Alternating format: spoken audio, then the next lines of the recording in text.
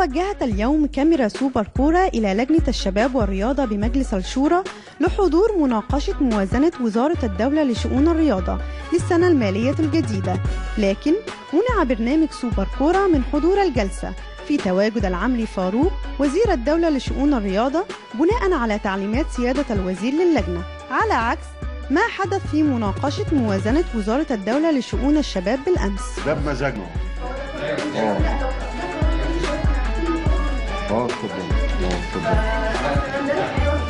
اتفضل. القناة كذوبة. وقد عرضت الوزارة اليوم مشروع خطتها للسنة المالية الجديدة في حضور مندوب وزارة المالية. سيادة الوزير، عايز أعرف من حضرتك إيه اللي حصل النهارده؟ حضرتك بقى تسألي اللجنة يا فندم. طب حضرتك طلبت موازنة قد إيه تقريبا؟ فندم حضرتك تسألي اللجنة. طب أنا عايز أعرف من حضرتك. تسألي اللجنة. طب تعقيب حضرتك على إن بعض الأندية رافضة الرياضة. طبعا. عرضنا البنود بتاعتنا اللي احنا طالبينها، والساده النواب طلبوا دعم لوزاره الرياضه، وان شاء الله في جلسه ثانيه. طالبين زياده قد ايه تقريبا في الموازنه؟ والله الضعف تقريبا. عرضت الوزاره رؤيتها بالنسبه للجانب المالي الحقيقه، وكانت رؤيه جميله جدا الحقيقه. شفنا شكل جديد للعمل والاستراتيجيه اللي حطها وزاره الرياضه.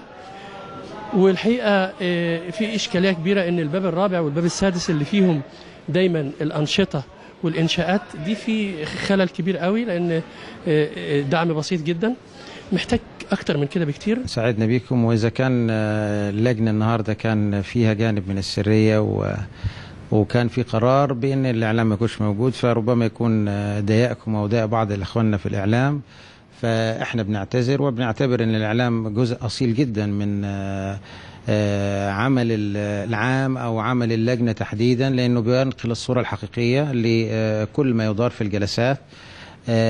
فأرجو يعني قبول الاعتذار إذا كان حد اتضايق منكم ولا حاجة.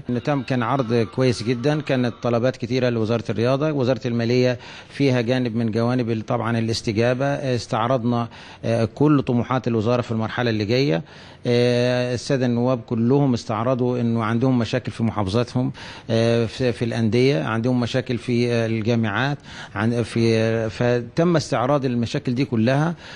يعني ربما يكون المبلغ المطلوب أقل بكثير جدا، لكن احنا بنراعي أحيانا الظروف الاجتماعية والاقتصادية اللي بتمر بها. تقريبا كام؟ الزيادة في حدود من 200 ل 300 مليون. 300 مليون جنيها هي الزيادة التي تطلبها وزارة الدولة لشؤون الرياضة في الميزانية الجديدة.